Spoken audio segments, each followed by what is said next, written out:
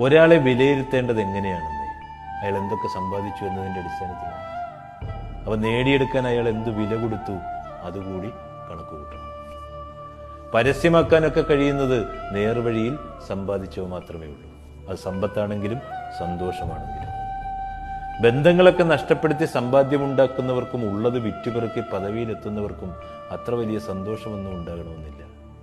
പലരെയും അത്ര വ്യക്തമായി വിലയിരുത്താനൊന്നും നമുക്ക് സാധിക്കത്തില്ല. ആളുകൾ സാഹചര്യത്തിനൊത്ത് മാറാൻ പഠിച്ചവരാണെന്ന്. ദൂരെ കാണുന്ന സമയത്ത് ഈ മിന്നിത്തിളങ്ങുന്നവയെല്ലാം അടുത്തെത്തി കഴിയുമ്പോൾ വെറും വളപ്പൊട്ടുകളാണെന്ന് നമുക്ക് മനസ്സിലാക്കാൻ സാധിക്കും. അതൊക്കെ വലിയ പരാജയമാണ്. അവയ്ക്കൊക്കെ വേണ്ടി നഷ്ടപ്പെടുത്തിയ സമയവും സമ്പത്തും സമാധാനവുമെല്ലാം എപ്പോഴും ചോദ്യം ചെയ്യപ്പെട്ടുകൊണ്ടേയിരിക്കും. ഈ സമ്പത്തിനേക്കാളും പദവികളെക്കാളും മികച്ചു നിൽക്കുന്നത് മനുഷ്യത്വമാണ്. ബന്ധങ്ങളെന്നൊക്കെ പറയുന്നത് ജീവിതത്തിൻ്റെയൊക്കെ സൗന്ദര്യം.